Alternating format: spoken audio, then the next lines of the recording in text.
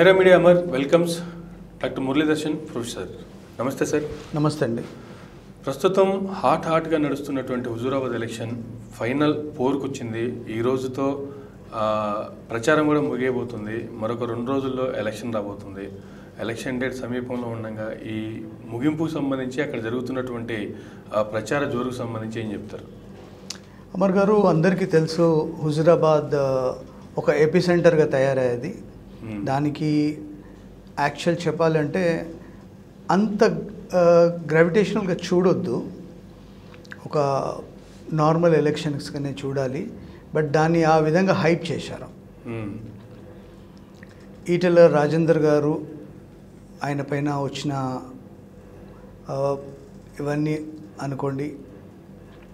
దాని తర్వాత అతను రాజీనామా తర్వాత ఆయన పరిణామాలన్నీ కూడా మనం చూసాము. The way every media was covering, ప్రతి మీడియా అవే చూపించేది.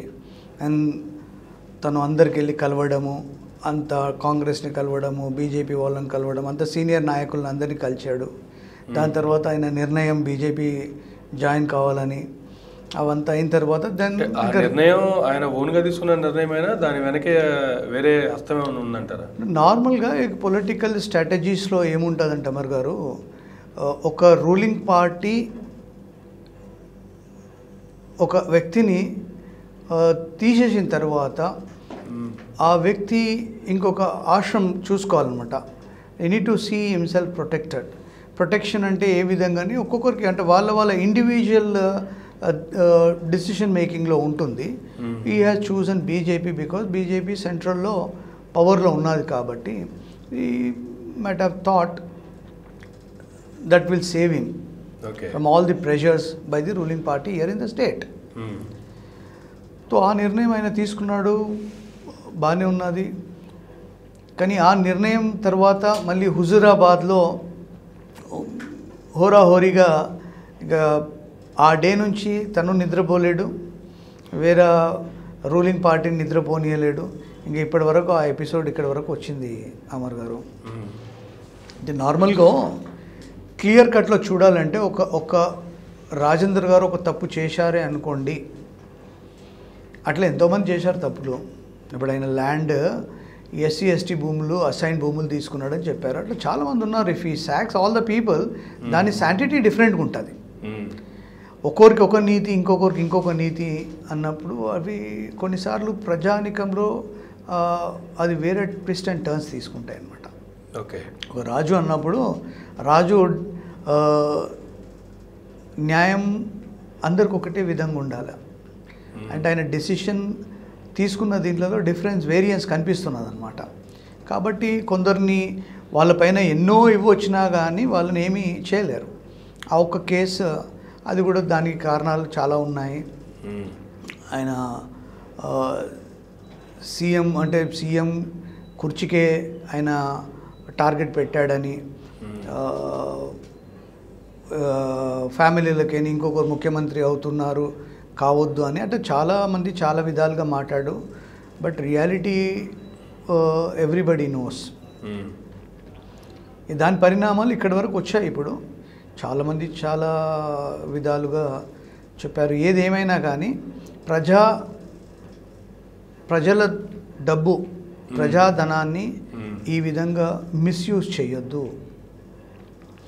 మిస్యూజ్ చేసినప్పుడు కోట్లు ఒక ఎలక్షన్ దీని మీద స్పెండ్ చేయడం అనేది which is not fair in democracy. ఒక సీట ఏమైనా పెద్ద ఫరక్ పడేది లేదు. ఒకవేళ ఆయన గెలిస్తే పార్టీ ఇక్కడ పడిపోదు, ఆయన ఓడిపోతే వీళ్ళకి ఏదో ప్రాముఖ్యత అనేది ఉండకుండా పోదు. ఎట్లా ఉన్నది యథావిధిగా అట్లనే నడుస్తుంది. కానీ దీన్ని ఒక పెద్ద హైప్ తీసుకుపోయి ఇవాళ ఇండియా అంతా కూడా హుజూరాబాద్ పైన చూస్తున్నది. అంటే ఈ ఫస్ట్ సెకండ్ అనే ప్లేస్లో మధ్యలో వచ్చిందా ఈ హైప్ అంటారా? ఫస్ట్ సెకండ్ అని కాదు మన అమర్ గారు, ఈటెల రాజేందర్ ఒక ఇంపార్టెంట్ పర్సన్. అంటే ఉద్యమం ఎప్పటి నుంచి స్టార్ట్ అయిందో, ఉద్యమం స్టార్ట్ అయిన తర్వాత ఎప్పుడైతే ఈటెల రాజేందర్ గారు వచ్చిండ్రో ఈ పార్టీలోకి, వచ్చిన తర్వాత ఈ was one of the important person in the party. ఆయనకు వాజ్ గివెన్ ఆయన ఒక 6 times ఎమ్మెల్యే. అవును. అండ్ దీంట్లో కూడా పార్టీలో కూడా మంచి పొజిషన్లో ఉండి ఆయన ఫైనాన్స్ మినిస్టర్గా ఉండే, హెల్త్ మినిస్టర్గా ఉండే. సో ఇవన్నీ కూడా హోదాల్లో పనిచేసినాడు. ఆయనకు ఆయన ప్రాంతంలో పట్టు ఉన్నది. At the same time he was accepted by all the people at one point of time. Rift ఎక్కడ వచ్చింది ఏమో తెలియదు ఇంటర్నల్గా. దాంతో all of a sudden public అంతా చూసింది. సడన్గా ఆయనని శాక్ చేయడము, ఆయన మీద అబండాలు పెట్టడము, ఆయనని సడన్గా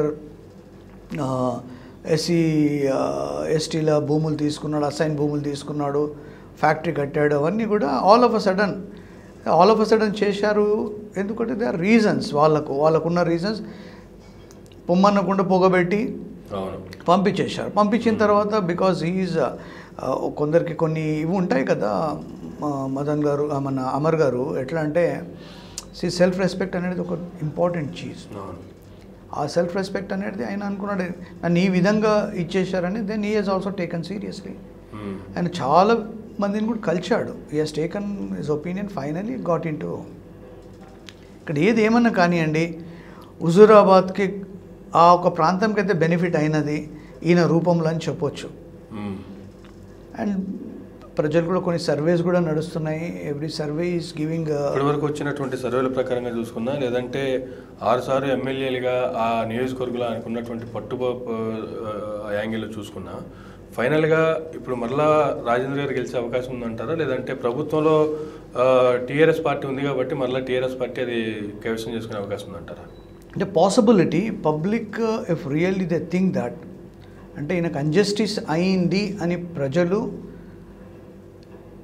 ఆలోచన చేస్తే, ఇప్పుడున్న ప్రభుత్వం ఏం చేస్తున్నది, ఎట్లా అణిచివేస్తున్నది జనాలని, గొంతుని ఏ విధంగా అణిచివేస్తున్నది అని పబ్లిక్ రియలైజ్ అవుతే, there is every possibility Rajender may win. Every possibility. ప్రజల్లో అటువంటి అంటే 6 times ఎమ్మెల్యే ఉన్నప్పుడు 6 times ఎమ్మెల్యే ఉన్నప్పుడు ఎడ్జ్ ఉంటుంది అమర్ గారు. అంటే and at the same time candidate also makes difference. ఇంకా ఎవరిని అక్కడ కంటెస్ట్ చేయిస్తున్నారు, ఎటువంటి candidate, it is between TRS and బీజేపీయా. ఇప్పుడు బీజేపీ అనే పార్టీ ప్రజలు అక్కడ దానికి సపోర్ట్ సిస్టంలో తీసుకురాకున్నా కానీ ఒక వ్యక్తిగతంగా రాజేందర్ గారిని దే యాక్సెప్ట్ ఇట్. ఇప్పుడున్న ఈ ట్రయాంగిల్ దీంట్లో TRS, Congress and Rajender is having more edge than other contenders. అంటే బీజేపీ వర్సెస్ టీఆర్ఎస్ పోయి కేసీఆర్ వర్సెస్ రాజేందర్ అనేటువంటి ఫైట్ అయితే నడుస్తూ ఉంది. మీరు అన్నట్లుగా కంటెంటెస్ట్ ఎవరున్నారనే దాని మీద తీసి పక్కన పెడితే, అక్కడ నించోబెట్టింది ఎవరినైనా సరే, కానీ అనుకున్నది కేసీఆర్ అనేటువంటి ఒక ముద్ర అయితే వేసుకున్నాడు కదా. ఇప్పుడు ఇంతమందిని అక్కడ మంత్రులను ఇంతమందిని అక్కడ పెట్టారంటే you just see the importance they are feeling about that particular. ఎట్టి పరిస్థితులు ఆయన గెలవకూడదు అని అందరూ సర్వశక్తులుగా ప్రయత్నిస్తున్నారు అక్కడ. ఓకే.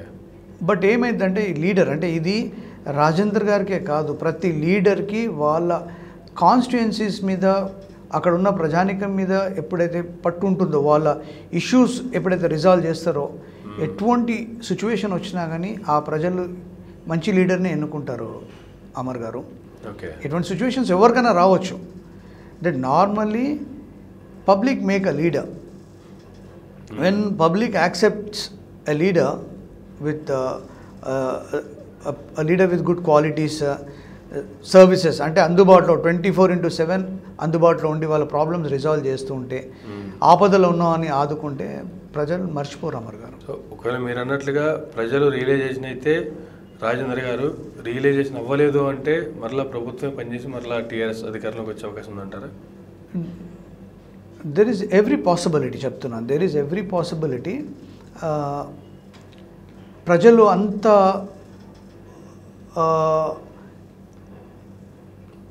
ఆపోజిట్గా ఆలోచన చేయరని నాకు as a citizen of this country, citizen of this particular reason నేను చెప్పదలుచుకున్నాను.